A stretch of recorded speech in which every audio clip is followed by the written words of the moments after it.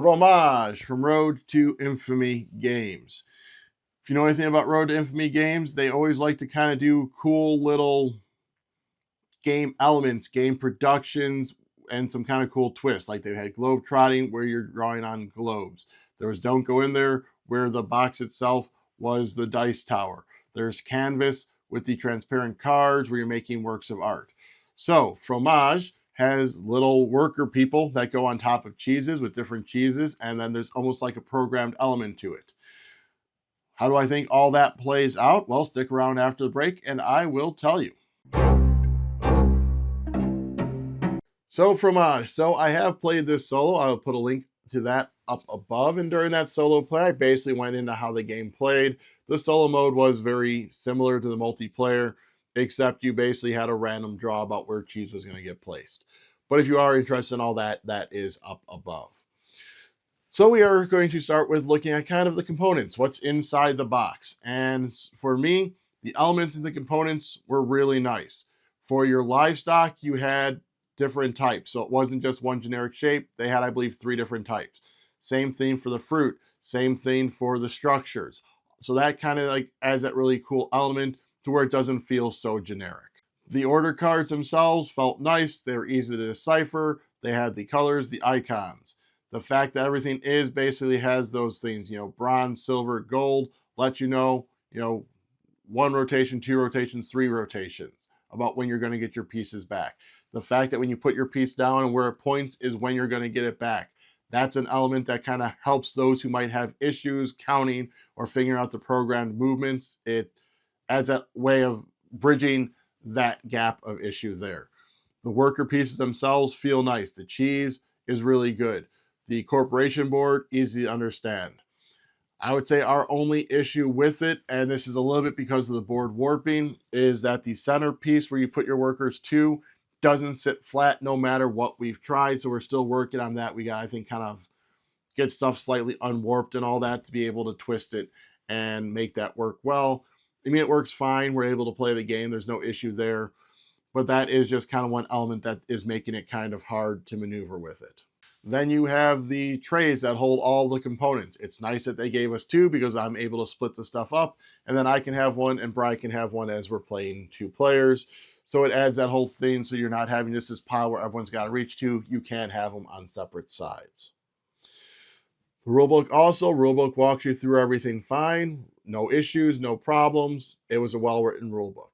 So for the 2-player changes to the game, the big change is that there's these little sleeves that go into each board based on player count, 2 players, 3 players, 4 players. So just that is honestly the only difference. So what it is there's certain spots that are blocked off, and then the figures or the one section that you get the people from by fulfilling the regions. In that instance, if anyone ties, no one gets any points. So that is the 2-player differences in the game. Moving into gameplay, I already kind of touched on it with the components, the whole programmed worker movement. It's a really cool element to where, obviously the longer you age cheese, the longer that person's going to be tied up with it. If they're gaining 3 livestock, it's going to be longer doing that. It's going to be longer to get the more beneficial stuff. And the way you can tell when you're going to get it back, though, is when you place the worker's pointing to a region. When that region faces you, you are going to bring them back. So that's just that really cool design user experience element that they implemented in it to really help kind of, like I said, bridge that gap to people who might have an issue figuring that out or wrapping their head around it. It's like, hey, it's pointing there. So when that's towards you, you're going to get the person back. Done. And then that is what I found really cool is, trying to maximize, because you don't want to have all 3 back at one time, because unless you've unlocked the one thing on your player board, you're going to have someone sitting there doing nothing. So you're going to be without 2, which means 1 was useless.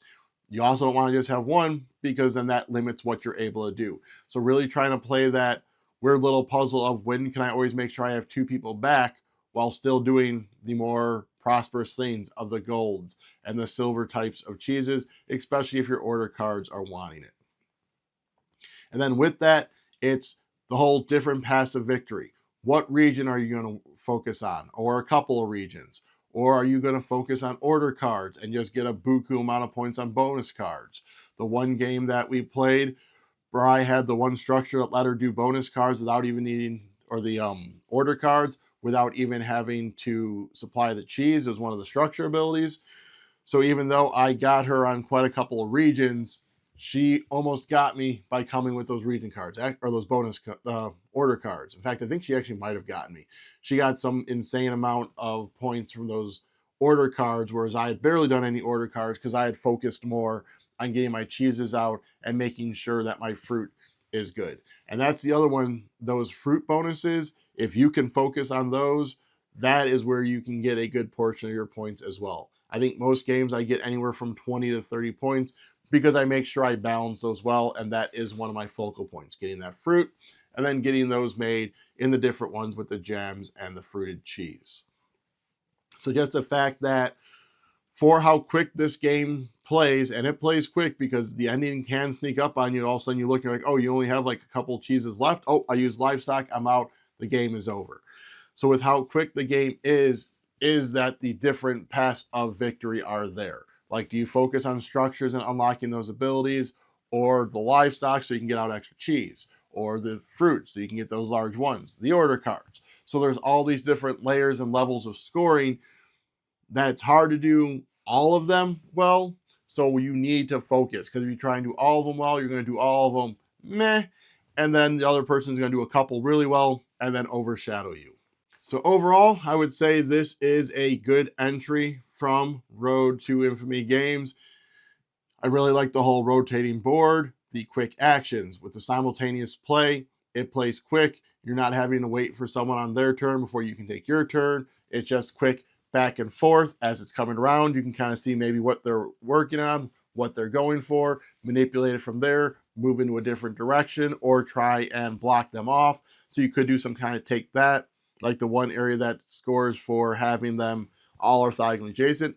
Maybe, especially in a two-player game with certain spots blocked off, bam, you can stop their momentum there. There's the one with the different regions and how many are in each one. Maybe you focus solely on the gold ones there. That way you're influencing more regions, but if they just get a bronze and a silver out, then they might beat you. So trying to make sure you maintain that. So again, it rewards you for focusing on areas, but you still need to maybe kind of dabble in others. So that's what I think overall I really like about this one, is trying to manipulate the board and implementing your strategy while slightly dabbling in other parts.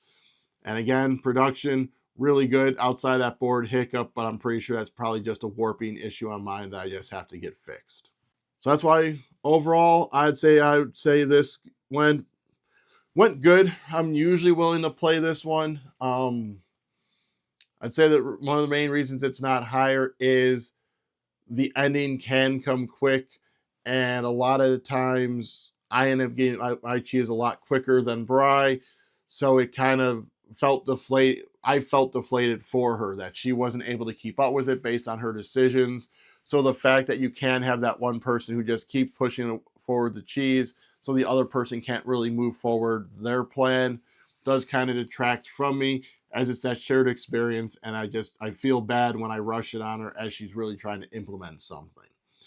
So that is why I will say it is a 7. I am usually willing to play it as long as we're both in that mindset that might happen.